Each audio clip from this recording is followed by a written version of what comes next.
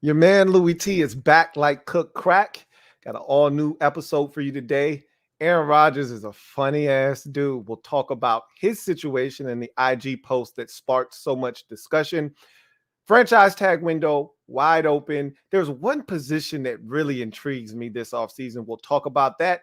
And you guys will impart your knowledge on the show. Gym dropping session, followed by, of course, social media maneuvers. You know what it is. 239th installment of the Louie T Network podcast starts now.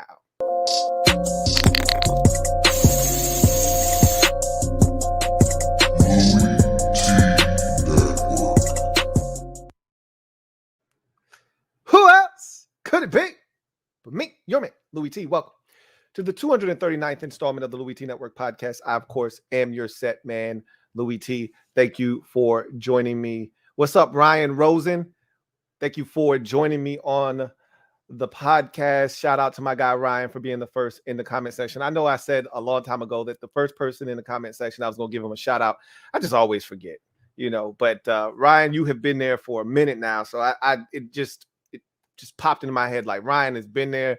What up, Ryan, man?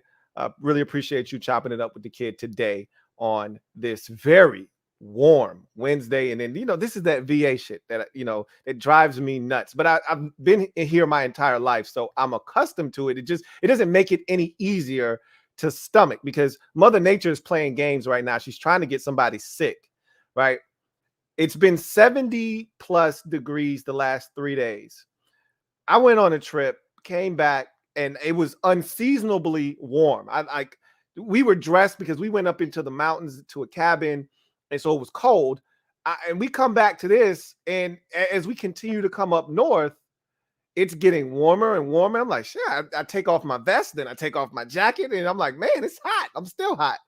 And it ended up being 76 degrees that day. It was ridiculous. It was a great day, obviously, but I just wasn't expecting it. So then it was 70 again yesterday. It was another 70-degree day today. And then tomorrow, it's going to be 41 effing degrees. If that's not VA for you, I don't know what is. And then it's going to go back to the 70s on Friday, only to come back down to the 40s on Saturday. Like, VA weather is just insane. I've always said that it's schizo and it's very manic, and it's having one of those manic episodes and breakdowns right now. But you know it is. You know what it is. Anyway, I digress. Let's get into the gym dropping session. Let's get to the shits today. I got a lot to say and then don't have as much time as I would have liked to have had. So you know what this is. Let's get to the gym dropping session. Shall we? I think we shall. Let me drop this gym on your melon. Open your mind. Let your conscience be free. You're now rolling with your bad Louie T double E. Let me open you up. Get you thinking a little bit. So, Aaron Rodgers. I was sitting at my parents' house on Monday night and, playing Candy Crush, or as my sister likes to say, crushing. And my sister's a fiend. Candy Crush, oh my God. She's like on level 13,000 and something. She's like, I don't even talk to people that aren't on, 11,000 or higher. I'm like, okay, get out of my face. Anyway, so I'm at the house crushing. And I get a little notification on the phone. A couple of tweets, phone starts blowing up. I'm like, what's going on? I thought it was something Washington related because generally the only time my phone goes crazy like that is if something happens with one of my favorite teams, whether it's the Grizzlies or the Braves or with Washington. But the Braves obviously aren't playing right now. And shit, we don't even know if they're going to have a season right now. The Grizzlies were off for All-Star weekend. So yeah, like neither one of those teams were going to have anything going on. So I'm like, oh, this must be Washington related. So I open my phone up and I look, and everybody's talking about this Aaron Rodgers IG post. And I'm like, OM jizzle. So I take a look at it, and sure enough, Aaron Rodgers doing Aaron Rodgers-like things. And, I'm one of those petty people that when there's a post, I like to go down in the comment section and read what other people write. It's just one of those things. I'm a lurker. I already told you guys that. So I don't say anything a lot of times. Sometimes I do. If it, the spirit hits me and moves me to say something, then I will. But a lot of times I just lurk and I just read. I just shake my head. And then when I get enough of it, when my cup is overrunneth, get the hell out because it's very toxic in the comment sections of social media. So I go down in the comment section and there's so many people talking about how he's a drama queen, and this, that, the third, and then and then every other post is of someone with a photoshopped photo of Aaron Rodgers in their favorite team's uniform. Hey, come to Denver. Hey, come to Tampa. Hey, come here. And then they've got him photoshopped. Hey, come here. And so I said, okay, enough of this. But the post itself was funny because someone down in the comment section said, he's going to make it seem as if we're crazy for reading this IG post and assuming that he's going to retire. He's going to go on Pat McAfee's show because he was going to be on the Pat Mac show the next day because he's always there as a regular guest each and every single Tuesday. And so this happened Monday night.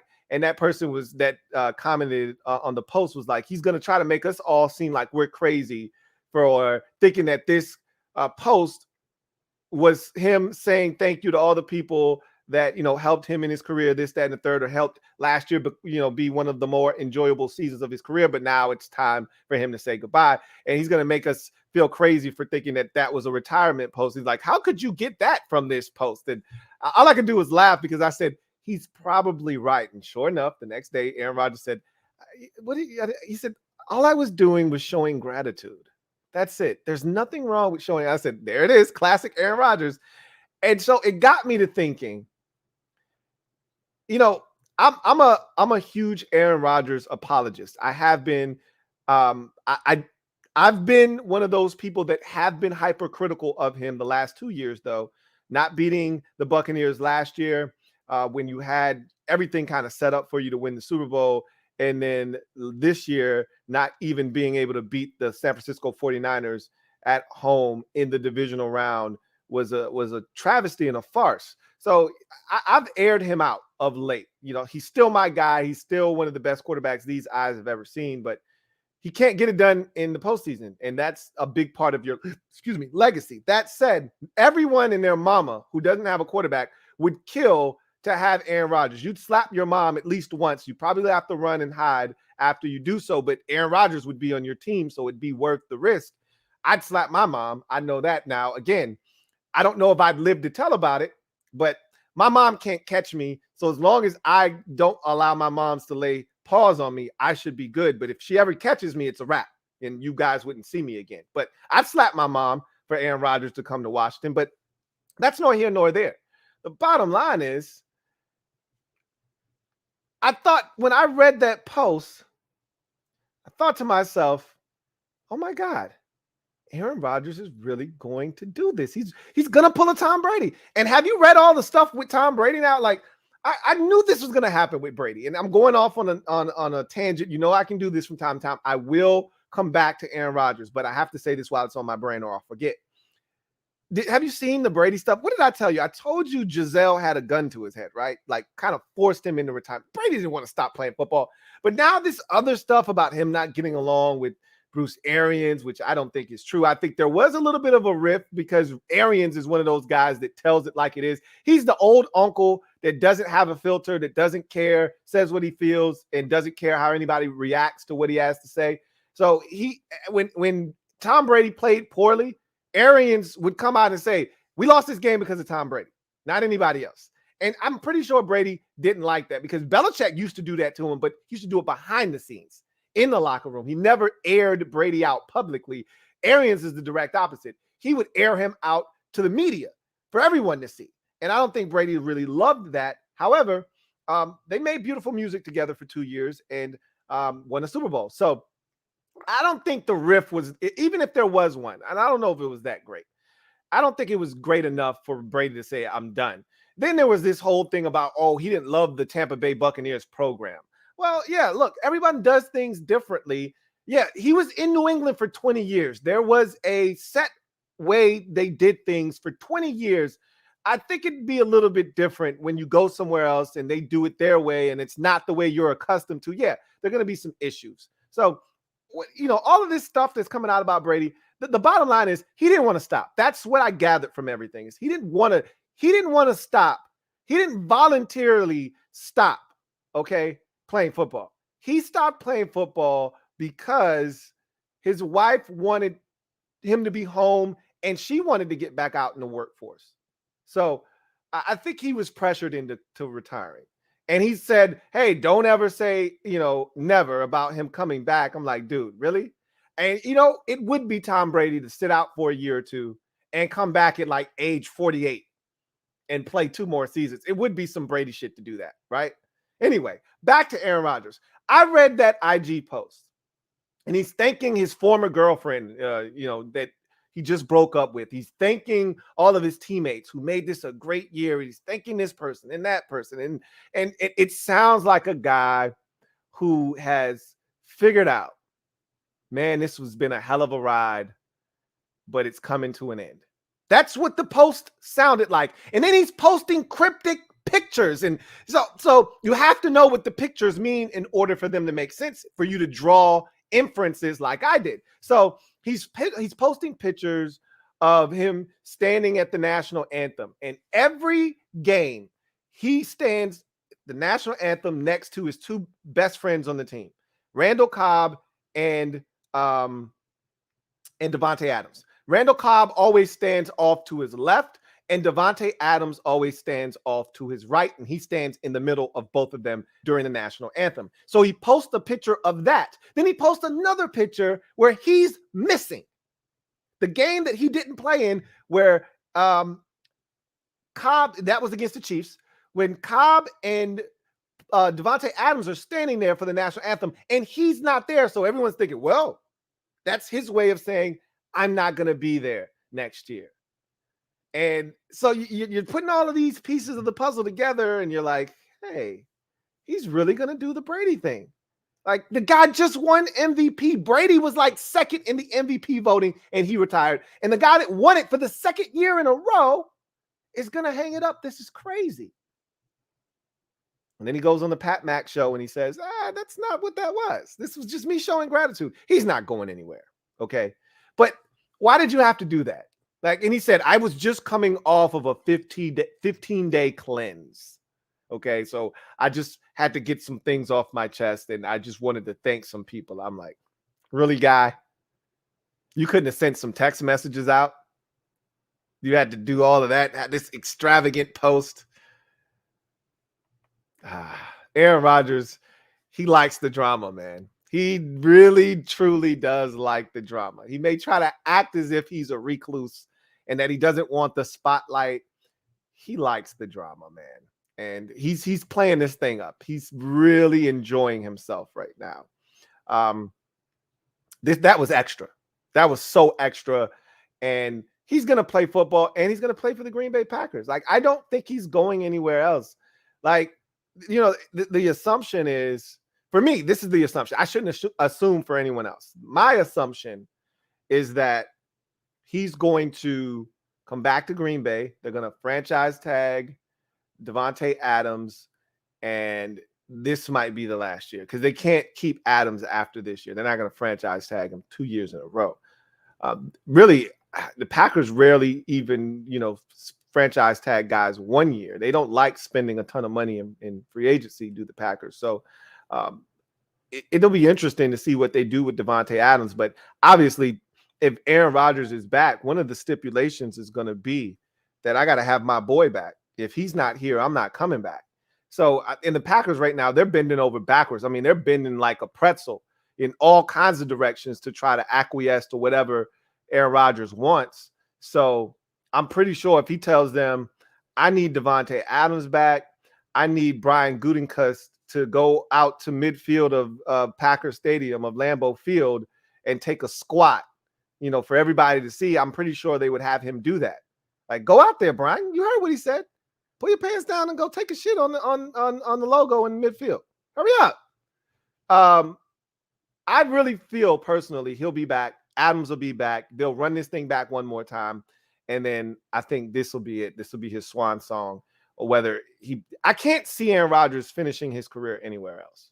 That's kind of what I've gathered from listening to him talk all season long. And just looking at his body of work, he doesn't strike me as a guy that's going to play 3 years somewhere else. I could be wrong about that. but I don't think he wants to leave Green Bay. I think that's why he was so heartbroken when they drafted Jordan Love and they didn't tell him, is because they did the whole Brett Favre, Aaron Rodgers thing all over again. And it was like, he was probably thinking to himself, you guys didn't learn from the first time when you guys screwed Brett over with me. And now you're doing the same thing to me. He didn't want to leave Green Bay. And I think last year, Jordan Love, and I know it's a very small sample size, and you hate to do this, but Jordan Love was awful in that game against the Chiefs.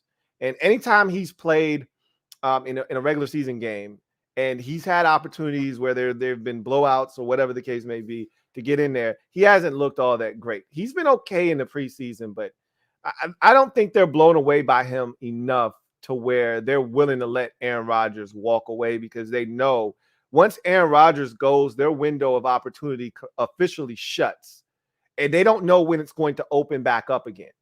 So it'll be interesting to see what happens this offseason and what concessions the Packers make to make sure that Aaron Rodgers is back in the fold. I think the first one is obvious, that Davante Adams has to be back.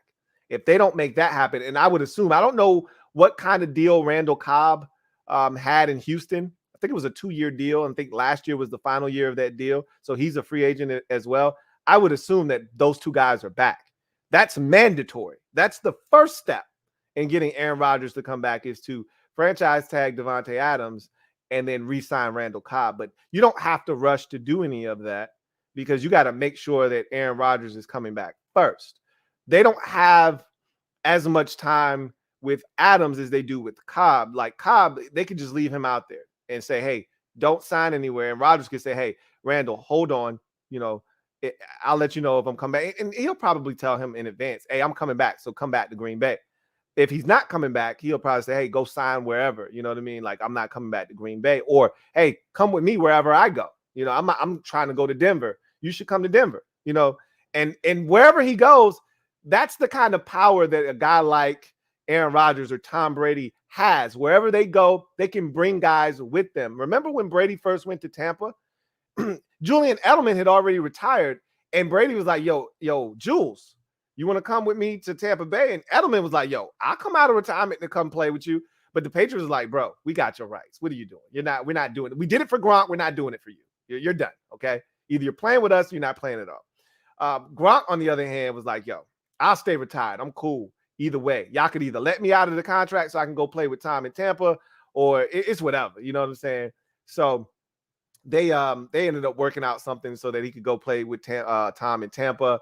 And so he went there, and boom, just like that. Antonio Brown, when they felt like they needed a boosted receiver, he was like, yo, go get AB. Like, when you've got that kind of clout, you can pull those strings and you can kind of call your shots. So if Aaron Rodgers goes to, say, Denver, or Pittsburgh or wherever, all these different places I've seen him photoshopped in, if he goes there, he can bring a receiver or two with him if he decides to do that. Because if you want Aaron Rodgers, you're going to do whatever it takes to get him there. So long story short, though, he's not going anywhere. He'll be in Green Bay next year. And so will Davante Adams and Randall Cobb, if you ask me. But he did all of that for nothing. And he said it was for, gratitude purposes. Okay, cool, whatever. I'm not here to judge anyone or tell them what they should or shouldn't do.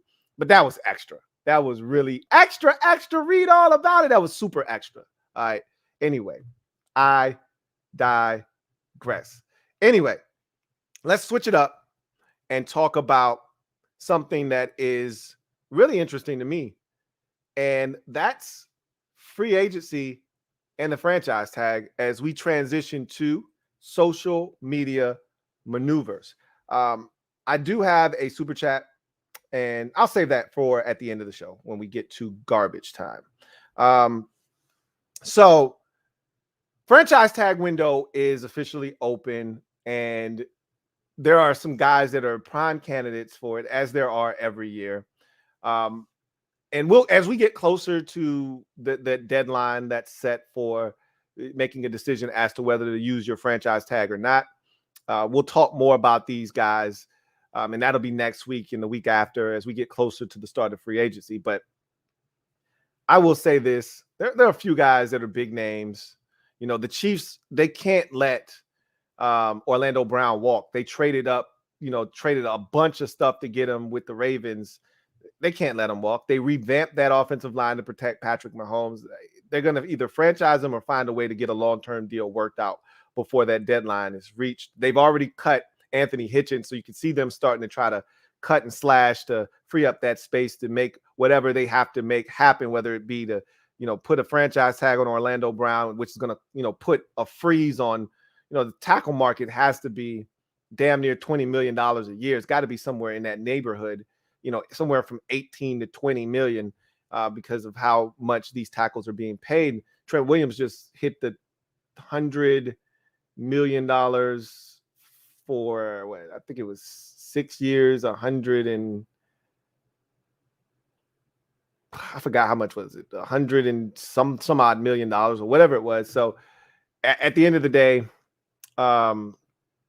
it's got to be somewhere up there, 16 to 20 million, somewhere in that window. That's a lot of money to put on hold for one guy, right? So they're gonna have to do it though. They're not gonna allow him to test free agency because tackles go quickly. Like if a guy becomes available, you get into a bidding war. Someone out there is thirsty enough to pay your tackle an inordinate amount of money to get him onto their team. So they're not going to allow that to happen. Not when you trade. Similar to what I said about the Rams with Jalen Ramsey. Like there was never any doubt that they were going to re-sign Jalen Ramsey. You don't give up 2 first-round picks for a guy and then not re-sign him. Like they're going to do exactly that. Same thing with Matthew Stafford. The Rams gave up. Now, obviously, they won the Super Bowl, so he's definitely not going anywhere. But had he not won the Super Bowl, had they lost to the 49ers in the NFC Championship game, they weren't going to allow Matthew Stafford to leave. You don't trade 2 first-round picks for a guy and then let him walk away a year or two later. They're not going to let Orlando Brown walk away. So he's going to get franchise tagged. I think Devontae Adams gets franchise tagged. There's several other guys. If the Falcons can't figure out a way to find a middle ground with Cordero Patterson, I know you get to a point of a guy's career where you say, we're fine without him. He was their team last year.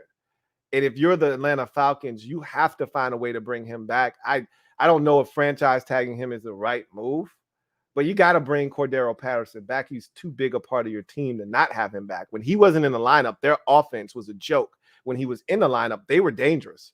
So they got to figure out a way to bring him back. But I want to talk more specifically about the tight end position. I don't think I've ever seen a position this loaded in free agency in my life. Now, this thing could be reduced to next to nothing just like that. With the snap of a finger, we could see 3 or 4 of these guys franchise tagged, and that would be that. Like, I don't think it's going to happen. I think they're going to allow these tight ends to test the free agent market. But, man, are there some young, talented tight ends available in free agency this year or what? I've never seen anything like it. I have seen this much concentrated talent at one position in free agency, I don't think in my life. All right. Now, the early stages of free agency where no one really knew how any of this worked, when Reggie White became a free agent and things of that nature, that was different. And there were a lot of talented guys that were allowed to walk because it was a different day and age then. And the salary cap was different and the way of thinking was different. Nowadays, if you're a really good player, if you're a dominant player at a position of power, meaning quarterback, cornerback, wide receiver, offensive tackle, generally speaking, those guys do not get to free agency. Now, if you have a surplus of receivers, yeah, you'll let one walk. The Cowboys are going to allow Michael Gallup to walk.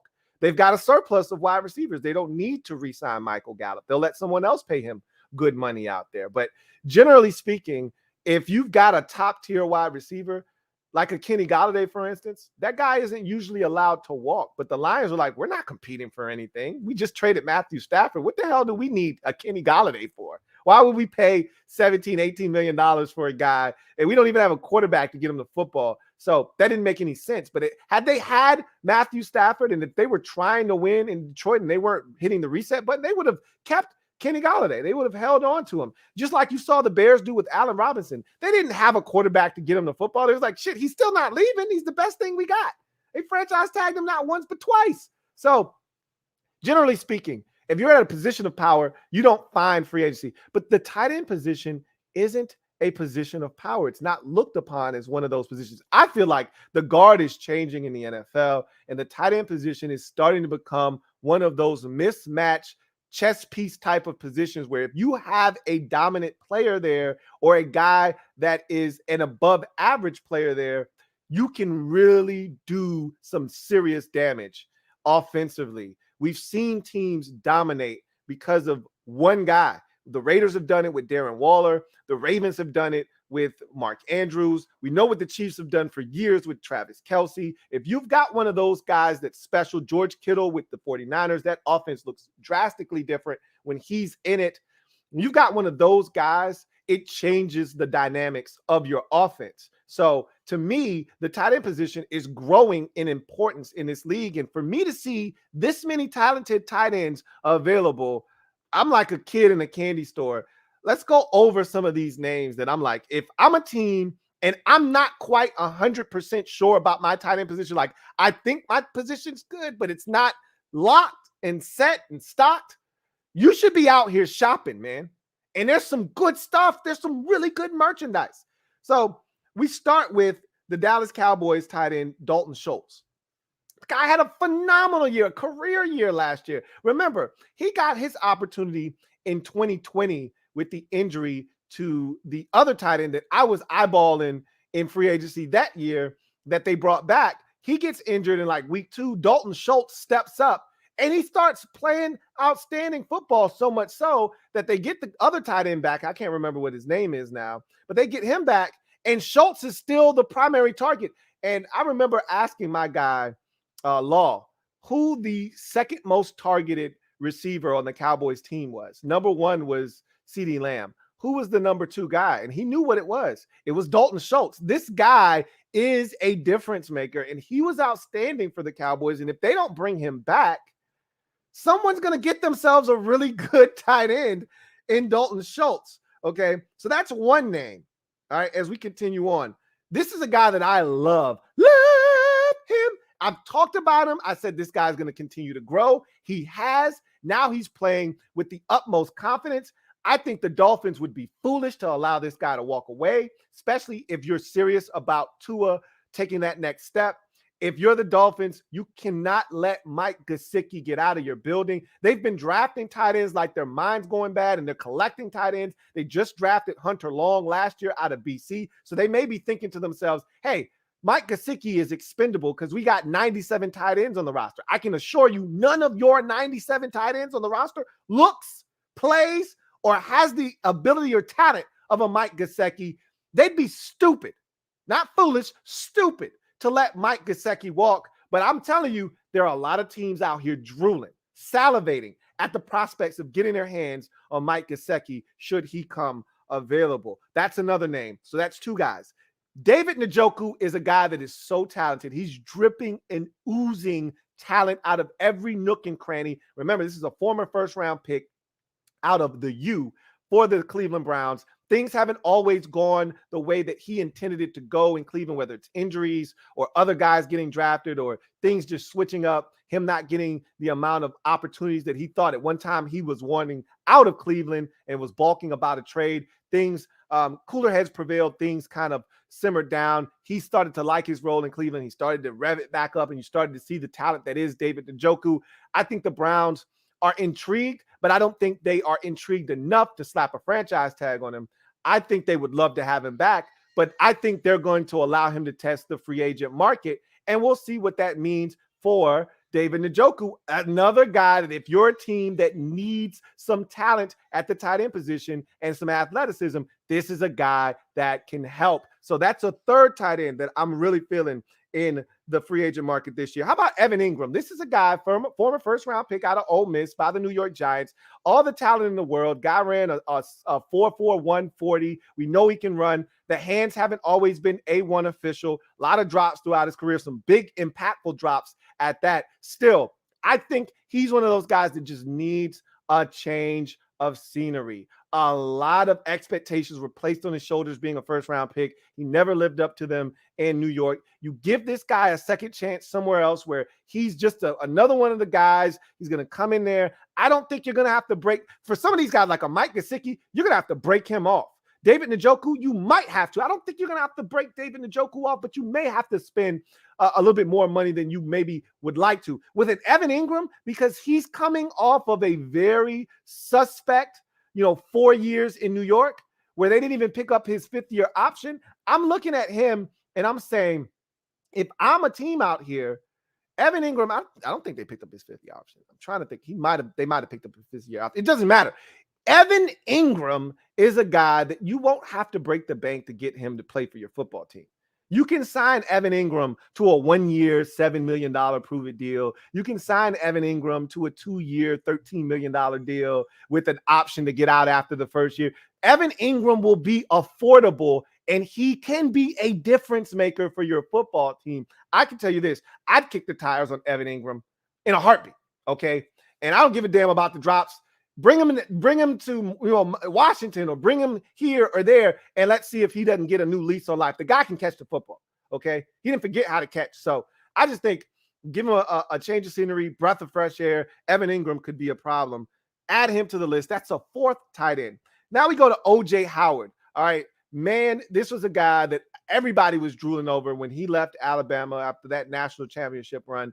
You're looking at this guy, he's got everything. He's 6'5", he's 250, he can run, he can block. He was one of the most complete tight ends we had seen in ages. And then I don't know what the hell happened in Tampa. You had an injury, and then the bottom just fell out. They went out and got Gronk, and this guy got lost. I mean, they had Cameron Brate ahead of him, and nobody – I mean, O.J. Howard was fully healthy this year, and such a non-factor. You would even forget at times that he was even active. I had to ask myself, is he injured again? No, he's not injured. He's just like 15, spots down on the depth chart. That's what's going on right now. I'm seeing rookie tight ends come in and get run, and O.J. Howard not even getting a sniff in terms of catching the football. So he's another one of these guys, former first-round pick, that you look at and you say, a change will do him good. A change will do you good, do you good. A change will do him good. Get him on another squad. Look, of all these tight ends, I think he's the one that I want the most because he's the most complete. Now, this is the thing. Can someone put Humpty Dumpty back together again? Because he's lacking confidence right now. And that confidence doesn't grow on trees.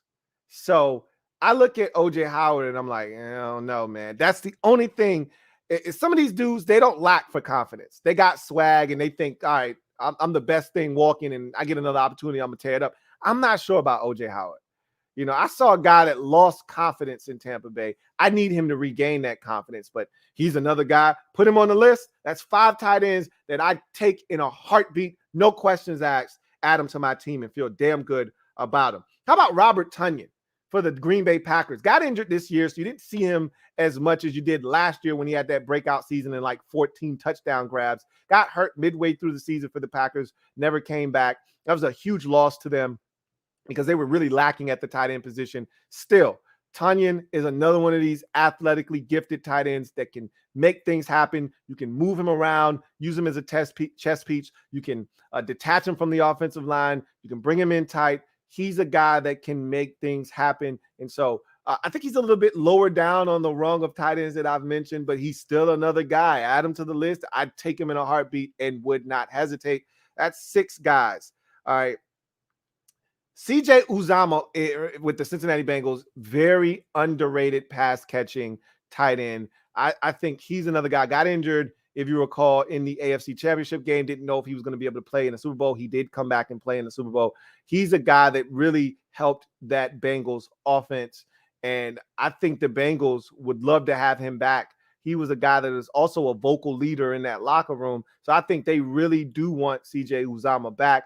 The question is, are the Bengals going to be willing to spend what it's going to take to bring him back? I don't think it's going to cost all that much, but it's not going to be on the cheap. You're not going to get him on a 1-year, $5 million deal. You're not getting him. He's a guy that teams around the league value what he brings to the table. He's going to get a really solid deal, $8-9 million per year type of money. Are the Bengals willing to spend that? Because they drafted Drew Sample, a tight end out of Washington 2 years ago. He ain't done jack squat, since he's gotten drafted, but they're looking at that young tight end and they probably think this is a loaded tight end. And this is why I think a lot of teams are going to allow these guys to walk. This is a loaded tight end draft class. Had this group of tight ends come into the league last year, and we had the group from last year, this year, a lot of these tight ends will be getting a franchise tag because that group last year was very lackluster. But this is a group that is coming in with a ton of talented players, not necessarily first round talent, but a bunch of guys that give you value rounds 2 through 5. And I think teams are looking at that and saying, hey, we can get us a young guy, much cheaper option, bring him in to the mix and let that high price free agent walk. So I think that CJ Uzomah is another guy that I'd take a look at if I were a team in need of a tight end. Rob Gronkowski, I don't really add him to this list because, one, he's old, but two, he's already said, I'll only play for one other quarterback, and that's Joe Burrow. Okay, he said, I like that kid. So he's pretty much said, I'll either go back to retirement or I'll play for the Bengals. So if they don't re-sign CJ Uzomah, they decide to go get Rob Gronkowski. Cool. They'd be swapping out tight ends, but I don't see Rob Gronkowski playing really anywhere else. So he can really dictate that at this point of his career. He can do whatever the hell he wants. But he's another guy that's available. Maybe someone will be able to talk him into playing elsewhere. And then Zach Ertz, if you recall, a longtime Philadelphia Eagle, got traded to the Arizona Cardinals and had an impact for the Cardinals in that short period of time. Don't know if the Cardinals will want him back or not. I think they should. If they're not going to draft a tight end, if they're not going to actually go out and spend a high-level draft pick to upgrade the position, they've been putting a Band-Aid on that position for what seems like an eternity. Now, they've had some young guys that they've brought up that have done some good things, but they haven't actually went out and addressed the tight end position. It's always been low-level, undrafted guys or someone to that effect. It's always been a aging veteran like Jermaine Gresham, or they go out and get Max Williams from the Ravens, who was underperforming as a second-round pick. They're always getting one of those types of players. This was the first time they had a true difference maker at the tight end position in Zach Ertz, and I thought he made a difference. It was just too little, too late. But if I were the Cardinals, I think that's a veteran team that's looking to win right now. I'd bring I'd bring Zach Ertz back, but if they don't, I think Ertz still has some good football left in him. So that's another intriguing name. I wouldn't be personally all that enamored with Zach Ertz at this stage of his career. I've got, my favorite team is relatively young, so you're looking for guys that fit the time frame of what you're trying to do. Ertz doesn't fit that time frame for me. However, the tight end position is one of those positions where a guy can play till he's 36, 37 years old if he knows how to get open. We saw the Cowboys' future Hall of Fame tight end Jason Witten play till he was like 38, retire, then come back and play another year at age like 39 or whatever. I could be really making him a lot older than what he was, but Witten was playing forever with Dallas. Then he retired for a year, tried broadcasting, was terrible, came back, played for the Raiders.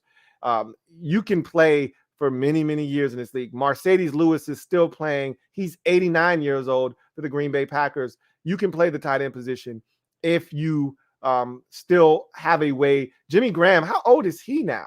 God damn, Jimmy Graham's got to be getting up there. He's still playing. So, and he's a free agent. I don't want any parts of Jimmy Graham. I don't know of any team that should want any parts of Jimmy Graham. This should be it for him, but someone will give him a look-see when it's all said and done. But I just named 1, 2, 3, 4, 5, 6, 7, 8 tight ends that I think are difference makers. And then there are guys that I didn't even name in this market, like Eric Ebron, Gerald Everett, who was a free agent last year that I thought was interesting. He's on the free agent market again. Jared Cook, who's always on the free agent market, is still out there and available. Mo Alley Cox is a quiet don't tell nobody option at the tight end position that can play.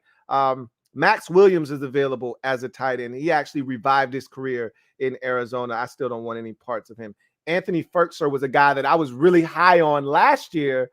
Then the Titans allowed the tight end. I can't remember his name. He went to New England, And Fertzer then became the primary tight end, and then he showed his true colors. Like, oh shit, this is too much. So I'm a lot less high on Anthony Fertzer than I was this time a year ago. Let's see if there are any more names up here. As a Washington fan, I can tell you Ricky Seals-Jones isn't that bad. He definitely breathed life into his career that was on life support with his play this year. He's got to stay healthy. And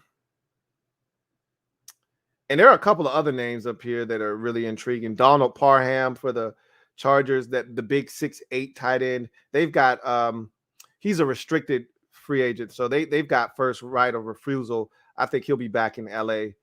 But that's another name up here. And there are a couple of other names, Will Dissily, Ian Thomas, that are solid guys, but not necessarily needle movers per se. But this list is ridiculous. So I'm interested in the tight end position. What says you out there, man? This tight end position is loaded. And because the draft this year is loaded at tight end, I think a lot of these guys are going to be allowed to test free agency. And I think there will be some money made by these tight ends this year. It's crazy. So anyway, let's get to the comment section. If you're out there, you want your comment read, you know what to do. Use the hashtag LouieTeeLive to have your comment read on the air, or you could just super chat to jump straight to the front of the line. William Edwards, thank you for the super chat. Greatly appreciate you. My guy, William Edwards, writes, "Hey, Louie." What's up, William? "I've seen some things online about Russell Wilson being interested in the Commanders. Obviously, trust none of what you hear, etc., etc. You know what it is." He says, "Does Washington have the capital to make that move? Let me know." Yeah, excuse me. Of course, they've got the capital. They've got their draft picks. They've got some young players on their roster that will be intriguing to any team looking to make a deal. The question isn't whether Washington has draft capital or the capital to make a move. It's just, can they entice a player to want to come here? And does the other party, meaning the other team, want to relinquish that player? I've already told you that this is a trifold situation, and I explained that on the command post. I think it was last week, maybe the week before that it's a trifold board. Okay. The first part of the board that folds out is the player. So in this case, it's Russell Wilson, but it could be Deshaun Watson. That guy has to want to come to Washington to waive his no trade clause to then be traded to Washington. So that's the first part of the trifold board. The next part is the team that that has that player's rights currently has to want to trade that guy, has to want to deal him. In the case of Deshaun Watson, the Texans are over him. They want to move him. And so that's not a question there. But in the case of Russell Wilson, it is a question. The Seahawks really have no reason to move Russell Wilson at this point, because if they do, they become irrelevant in the NFL landscape. I mean, they literally go from a contending team. Okay. And yeah, look, they weren't that great last year, but they had injuries, including Russell Wilson himself. It wasn't his best year either by his standards. And they had injuries all over the place. But look, at one point they were right in the mix in that division, and it's probably the best division in all of football right now, that NFC West is. They were right in the mix. And if Russell Wilson goes back to an MVP type level, they're right back in that mix again, and they're right back as one of the best teams in the NFC. Remember, the NFC is wide open as is. So when you look at the landscape of the NFC, you just say to yourself, why not us? We got one of the best quarterbacks in football when healthy. Why not us?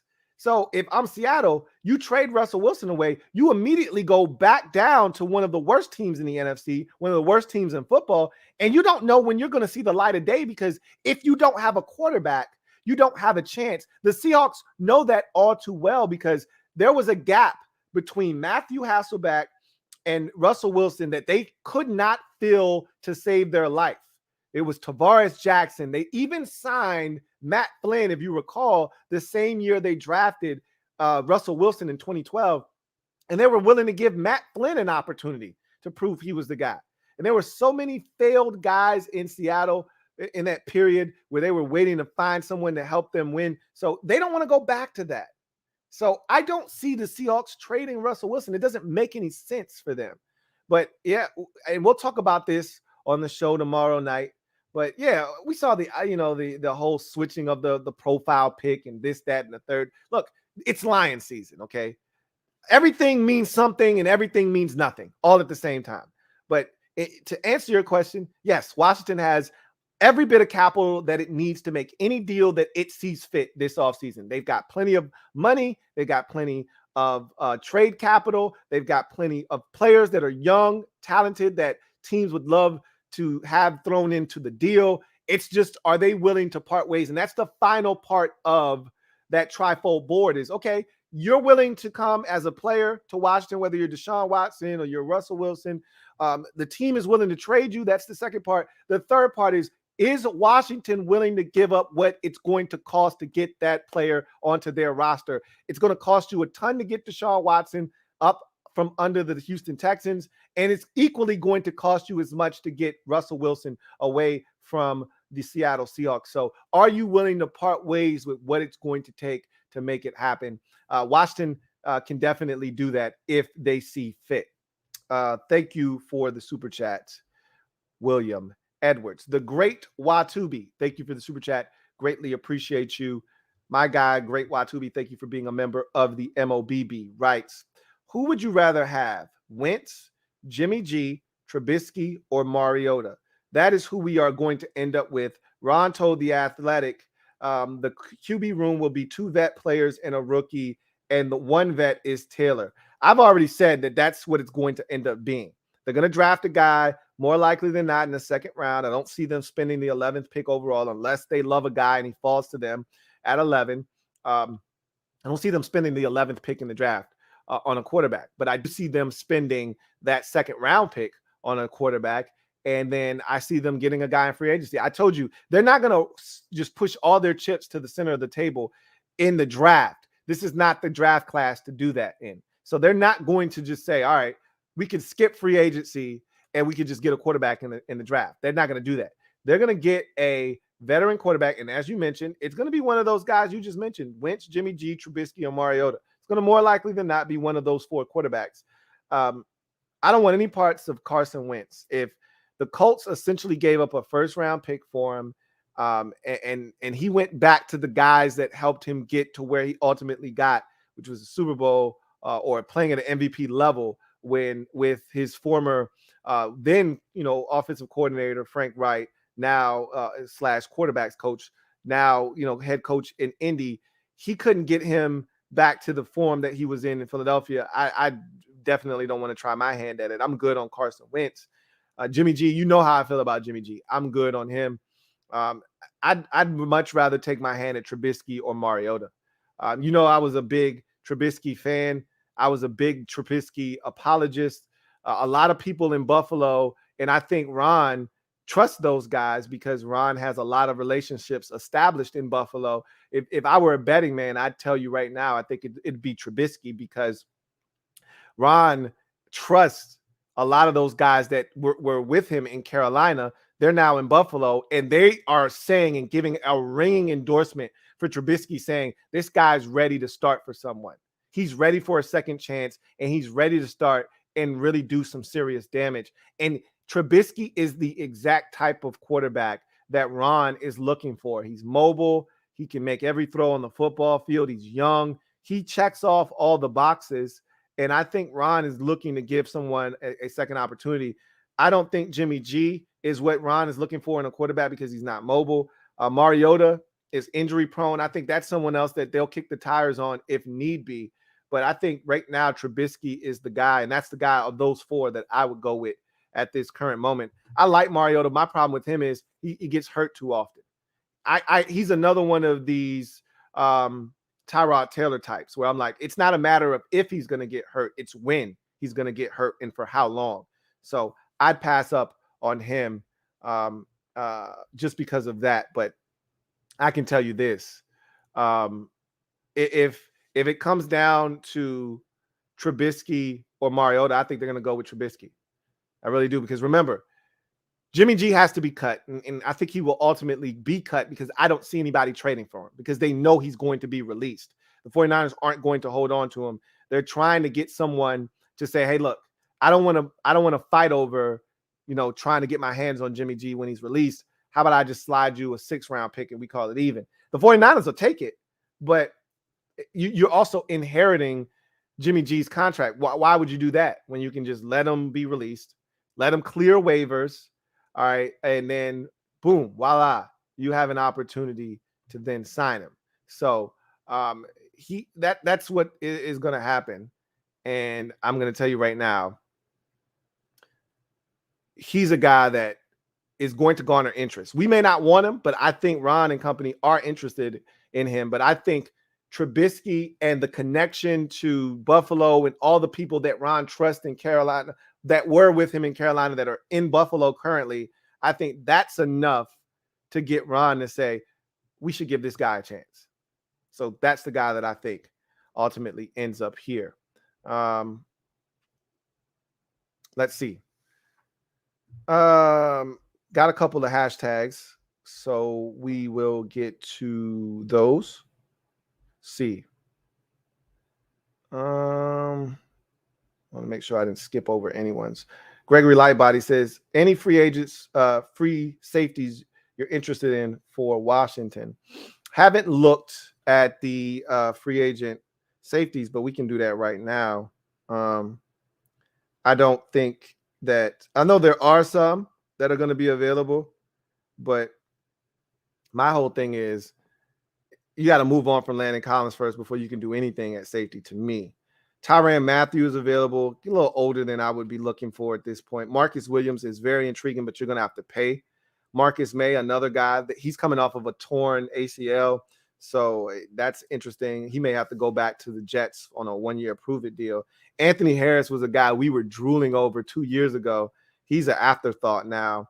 The rest of these names really don't necessarily move the needle. Jaquiski Tart is interesting. That's about it. I mean, there are not a lot of guys. Devin McCourty's up there in age. It's just Tyrann Mathieu, Marcus Williams, Marcus May, and Anthony Harris. And really, Harris is up there in age. Tyrann Mathieu's up there in age. It'd be between the two Marcuses, and one of them is coming off of a season-ending knee injury, and Marcus May. So, not necessarily. I would be more inclined to try and find someone in the draft before I've spent money on a free agent safety, but we'll see what they decide to do. Let's see if we have Blackout B says season 5 of Snowfall comes on tonight. You watching? I haven't watched any of that. I know it comes on. I think it comes on FX, if I'm not mistaken. And when it first came out, similar to Atlanta, when it first came out, I had plans of watching it. I just never did. And, once you fall behind too far in a series, you tend to say, all right, one day I'm going to binge watch it, and then you never do. So that's kind of where I am with Snowfall right now. But enjoy. Let's see. Drew. Or Dre, I remember when I used to call you Drew True Statement, and you used to let me do it for the longest time. Dre True Statement, right? So my guy Lou, what up? What's going on with you, Dre? Says, just want to get your take on if you heard about Green Bay shopping Love. Both our teams are rumored to trade for him. How do you feel about him in this rumor? I was a huge Jordan Love fan coming out of Utah State. So if you loved him then there should be no reason you don't love him now. Obviously, he did not look great against Kansas City. It's a small sample size, but if you really what it boils down to is, did you love him coming out of Utah State? And if you did, then you should be willing to roll the dice on him. If you weren't sold on him coming out of Utah State, then you leave him right where he is. So it's just like in the NBA, a lot of times with guys that were McDonald's All-Americans coming out of high school. Oh my God, this GM had a thing for this kid. He's been watching this kid since he was 14 years old. And, he goes to college for 1 year, stinks it up, or gets injured, and then comes into the NBA draft and stock's super low. And really all you have to go off of is what you saw when he was in high school. And if you loved him when he was in high school, then you take a risk, you take the chance on him. And I'm talking about a guy like Harry Giles. If you're a Duke fan, then you know who I'm talking about.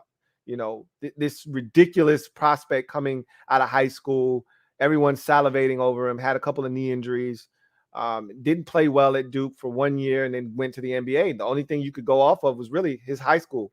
And you had to go back to like his junior year in high school because he had an injury in his senior year, I believe. So it's kind of like that. You got to go all the way back to how you felt about him and your evaluation of him coming out of Utah State. And then you got to, hope that he's gotten great tutelage in Green Bay behind Aaron Rodgers and that, he's ready to come in and help you win as a young player. I wouldn't mind kicking the tires. I was a fan of his, so I wouldn't mind, but he didn't impress me in Green Bay, that's for sure. But yeah, again, it's Green Bay. It's a different situation. I'd be interested. Sure. Now the question then becomes, what's your asking price? What are you looking for? He's better than any of the quarterbacks that are coming out in this year's draft. Just put it that way. If Jordan Love were coming out in this year's draft, he'd be the first quarterback taken. So you got to ask yourself, okay, what do you want? And Green Bay's in no position to really make ridiculous demands because at this point, this young fella is getting close to where you got to pick up that fifth-year option. Matter of fact, they may have to make that decision this year. And Aaron Rodgers is like, yeah, I might play 2-3 more years. So they're like, look, this is how bad we want Aaron Rodgers back. We'll clear the deck for you, Aaron, just so you know, ain't no chicanery or tomfoolery going on. So I'd be interested in him. We'll see what happens there.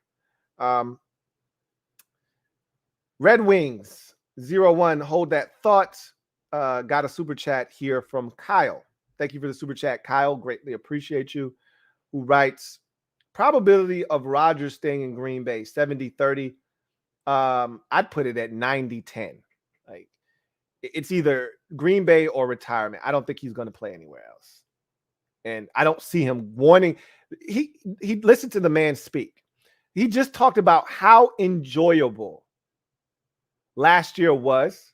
How all the people that made last year enjoyable, they're still there. They're still available. Randall Cobb can come back. Devontae Adams can come back. He had a meeting with the front office after the season was over. Ian Rappaport reported that Aaron Rodgers stuck in Green Bay for a little bit, stuck behind, and had a meeting with the upper management about his future. And he said it was one of the most positive conversations he's ever had with the front office. Translation, he's not going anywhere. They've already come out in unison saying that we all are on the same page. We want Aaron Rodgers back. So what that says to me is if Aaron Rodgers is playing football in 2022, he's playing for the Green Bay Packers. So I put it at 90-10. The 10% is he retires. And he's not going to do that, I don't think. Thank you for the super chat, Kyle. Red Wings 01. Right. So Brian Flores got a job in Pittsburgh. Good for him. I think he'll do good things there. When everyone said his career was done, I said, pump the brakes. He's too good not to get a shot. But this is the thing. He had to get a shot as a linebackers coach. I mean, it's a positional coach. He's not even a coordinator. Like, that's bullshit. I'm glad he got back into the league. And you know what it took? It took a brother to give him a chance. Okay. It took Mike Tomlin and the Steelers, who the Rooney Rule is named after, to give him an opportunity to get back in the league. No one else was going to give him a chance. That's how it is right now, though. Like, it's Bruce Arians and then any other coach out there of minority that's going to give brothers a shot. Other than that, it's hard for these brothers to get a job unless the coach that they're coaching under, they played for during their career, like Jarrett Mayo in New England, for instance. That's how these brothers keep getting opportunities in New England, because a lot of them played under Belichick, and then they go and they coach under Belichick and eventually rise through the ranks, and then they get an opportunity. But it's tough out here for these brothers, man. And Flores wasn't going to get another opportunity if not for Tomlin. So good for Mike Tomlin and the Steelers for continuing to uphold, the tradition of what the Rooney Rule means and why it was named after, their former owner. And good for Brian Flores for getting a job, keeping his name relevant. And I'm hoping that this parlays, into a head coaching job down the road, but I won't hold my breath. Let's see. Condo P says, thoughts on signing Jameis Winston? I'm good on Jameis Winston. I don't think he's leaving New Orleans anyway, but I'm good on Jameis Winston. I didn't want him last year. I don't want him this year either. So, Jeremiah Butler, thank you for the super chat. Greatly appreciate you. Who writes, just found out your doppelganger, CJ McCullough. There's a little something there. I don't think I look like him or he looks like me as much as Evan Turner looks a little bit like me. So I think Evan Turner is more of a more closer comparison than CJ McCollum. McCollum, I think, is a little bit further off the beaten path. Josh Doxson is the closest thing you're going to get, obviously. I've heard that so many times, and it's not wrong. They're not wrong for saying that. I've even heard Antonio Gibson. I don't think that Gibby looks anything like me, but I could see a little bit, but not really. It's Josh Doxson and it's Evan Turner. Those are the two that I say, okay, yeah, those guys kind of look like me. And McCollum, I think he's a little bit further down the list. But yeah, I've heard that one before too. HTTR. Damn, Carson. Thank you. Says, just got on. Glad to see you back. Glad to be back. It's very, very limited though. I'm in and I'm out again. So be out of the office. This schedule's been crazy. But I do have content for you. All right. I do have content. Unlike last week where I was trying to get content for you, do have content for you. I'll be live tomorrow night for the command post. And then I've got a couple of uploads that will hold you over until I'm back in the office next week. Henny Knight, right? Just got in, heard the new tight end coach interview. Seems legit. Had me ready to lace him up. I mean, we all knew about him from his days in Philadelphia. So, I know him. I knew of him. I already know his body of work. I know what Juan Castillo is all about. So I didn't need to listen to him speak. I'd already heard him speak many a times. Good for him, but we're going to miss Pete Hainer. Like, that was one of our best positional coaches. And you saw it. The proof is in the pudding at the tight end position. We didn't think we had anything when we went out and got Logan Thomas, and he banged the table for Logan Thomas and said that he was a top 7 tight end in the league. And Logan Thomas came in and showed improved. And then Logan Thomas gets injured, and he takes Ricky Seals-Jones and turns him into a formidable tight end option. And then we even got a little something out of John Bates as a rookie. I thought Pete Hainer was one of our best positional coaches. So that's a really big blow to our coaching staff. But we'll see what Juan Castillo can do. He's a veteran. He's been there, done that. And I think he'll come in and do a solid job. So anyway, that is going to do it for me, your man, Louie T. We'll get out of here, and I'll check y'all out on the flip side. So the next podcast episode will probably be Wednesday. It could be Monday.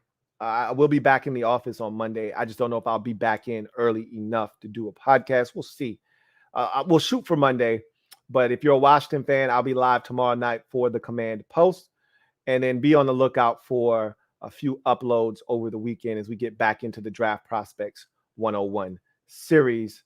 And then if you are a member of the mob or you're on Patreon, be on the lookout soon for my quarterback rankings. I think that might surprise some of you. And I think this next position that I'm going to do and some of my takes there may surprise you as well. But in any event, that's going to do it for me, your man, Louie T. Get off the bench, get in the game, and kick it with me, your man, Louie T. Until next time, you guys have a good one. Enjoy the rest of your evening. If anything crazy happens, you may see my face once again, but highly unlikely. Until tomorrow, if you're a Washington fan, or Monday, if you're a fan of the pod. See you then. God bless and good night. Louie T. Network.